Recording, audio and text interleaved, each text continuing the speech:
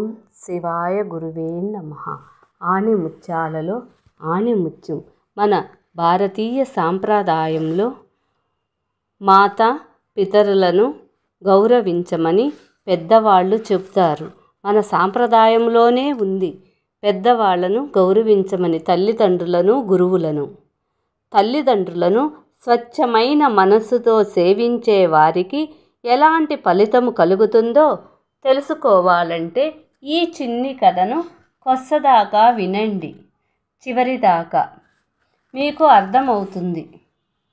మహర్షి కశ్యపుని వంశంలో జన్మించిన విప్రశ్రేష్ఠుడు పిప్పలుడు ఎంతో ధర్మ స్వభావము కలవాడు, మహాతపస్శాలి, ఇంద్రియ నిగ్రహం, పవిత్ర హృదయం కలిగిన ఆయనకు మనస్సును తన వశములో నుంచుకొనుట సహజ స్వభావం అయిపోయింది. దశారణ్యంలో ఆయన తపస్సు చేస్తున్న ప్రదేశములో చుట్టుపక్కల అడవులోని పశు పక్షాదులు, క్రూర జంతువులు కూడా తమ పరస్పర విరోధ స్వభావమును విడిచి స్నేహపూర్వకంగా సంచరిస్తూ ఉండేవి. పిప్పల మహర్షి ఎంతో ఘోర తపస్సు ఆచరించాడు. అంటే ఆయన చుట్టూ చీమల పుట్టలు, చెదలు చేరి ఆయన శరీరాన్ని పూర్తిగా మట్టితో కప్పివేశాయి. ఆ పుట్టలో నుండి మండుతున్న అగ్ని కీలల వలె పిప్పలుని శరీరము నుండి ప్రకాశవంతమైన తేజస్సు వెలువడుతూ ఉంటుంది. అతని తపస్సుకు మెచ్చి దేవతలు ప్రత్యక్షమై ఈ ప్రపంచం యావత్తు నీ ఆధీనములో ఉండగలదని వరం ఇచ్చాడు. దేవతలు ఇచ్చిన వరప్రభావం వలన పిప్పలుడు గొప్ప విద్యాధరుడు అయ్యాడు. వరప్రభావం వలన ఆయన ఎవరినైనా తలంచుకుంటే వారు ఆయన వశం అయిపోయేవారు. ఈ రకమైన సిద్ధి ప్రాప్తించట వలన ఆయనలోని గర్వం, అహంకారం ప్రవేశించాయి. ఎంతటి విద్వాంసుడికైనా అహంకారం ప్రవేశిస్తే ఆ అహంకారం వలన అతను పతనమవుతాడని వేదాలు చెబుతున్నాయి, పురాణాలు చెబుతున్నాయి. ఈ ప్రపంచం మొత్తములో తనంట గొప్ప తపస్వి, సిద్ధయోగి మరెవ్వరూ లేరని అహంకరించాడు. ఈ విధమైన గర్వ అహంకారాల వలన ఆయనకు భగవత్ ప్రాప్తి దూరమైంది.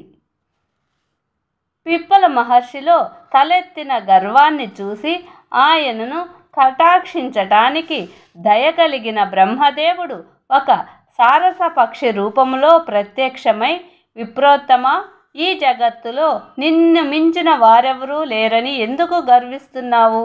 3000 సంవత్సరాలు చేసిన తపస్సు వలన ఈ అమూల్యమైన సిద్ధి నీకు లభించింది.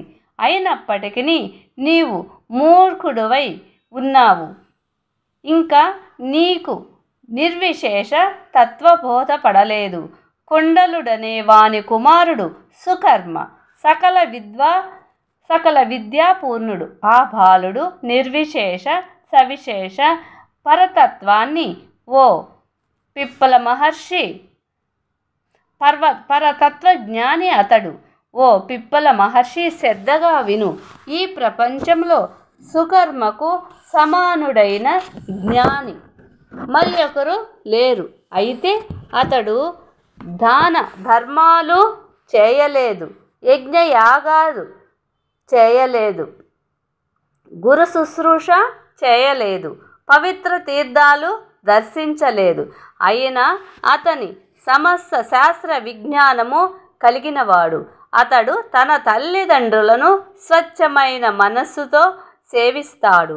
ఆ సేవా ప్రభావము వలన బాలుడైనప్పటికీ అతనికి అలవడిన జ్ఞానము ఇన్ని వేల సంవత్సరములు తపస్సు చేసిన తరువాత కూడా నీకు ప్రాప్తించలేదు సుమా అన్నాడు సారస పక్షి రూపములో వచ్చిన బ్రహ్మదేవుడు. ఈ బ్రహ్మదేవుని పలుకులను విని పిప్పల మహర్షి కురుక్షేత్రములోని కుండలుని ఆశ్రమం వైపు పయనమయ్యాడు. అక్కడ బాలుడైన సుకర్మ తన తల్లిదండ్రుల సేవలో నిమగ్నమై ఉండటం చూశాడు. పిప్పలుడు తన ఆశ్రమంలో ప్రవేశించటం గమనించిన సుకర్మ లేచి నిలబడి ఆయనను స్వాగతించి తగిన ఆసనం చూపించి ఆయన పాదాలను కడిగి నమస్కరించాడు. ఉచిత రీతిగా అతిథి సత్కారం చేశాడు. పిప్పలుడు ఇంకా ఏమి మాట్లాడకుండానే తమరు సారసుడు పంపగా ఇక్కడకు దయచేశారు కదా అన్నాడు. ఘోర తపస్సు ఫలితం అనేక సిద్ధులు సంపాదించి అందుకు గర్విస్తున్న పిప్పలుని స్వభావం మార్చుకోవటం కోసం బ్రహ్మదేవుడు, సాక్షాత్ ఆ బ్రహ్మదేవుడే సారస పక్షి రూపములో ఆయన దగ్గరికి వచ్చిన సంగతి కూడా సుకర్మకు తనకు తెలుసునని చెప్పాడు. ఆ బాలుడు ఇంత చెప్పినా పిప్పలునిలోని కరుడు గట్టిన గర్వం పూర్తిగా పోలేదు. అతనికి నమ్మకం కలిగేటట్లు చేయటానికి సుకర్మ స్మరించగానే ఇంద్రాది దేవతలు ప్రత్యక్షమయ్యారు. దేవతల దర్శనం నిష్ఫలం కానేరదు కదా. వారు తనను అనుగ్రహించమని వరం కోరకోమనగా మాతాపితరుల సేవలో తనకు సుస్థిర భక్తి నెలకొని ఉండేటట్లు వారికి విష్ణు సాయుధ్యం ప్రాప్తించేటట్లు వరం కోరాడు సుకర్మ. అతను కోరిన వరం అనుగ్రహించిన దేవతలు అంతర్ధానమయ్యారు. సుకర్మ శక్తి సామర్థ్యాలు పిప్పలునికి విశ్వాసం కలిగించాయి. అతనిని పరమాత్మ యొక్క నిర్విశేష సవిశేష స్వరూపముగా గుర్తించి ప్రశ్నించాడు. సుకర్మ రెండవ భాగము తరువాత కథలో చెబుతాను. శ్రద్ధగా వినండి. గర్వం ఎంత పని చేస్తుంది మనిషిలో? ఏ శాస్త్రాలు, ఏ విద్యలు, ఏ పూజలు పునస్కారాలు చేయకపోయినా తల్లిదండ్రులను స్వచ్ఛమైన మనసుతో సేవించమనే మన పురాణాలు చెబుతున్నాయి. అక్షరాల ఆణిముత్యాలను ఆదరించండి. ఈ చిన్ని కథను వేరే వారికి షేర్ చేయండి, లైక్ చేయండి.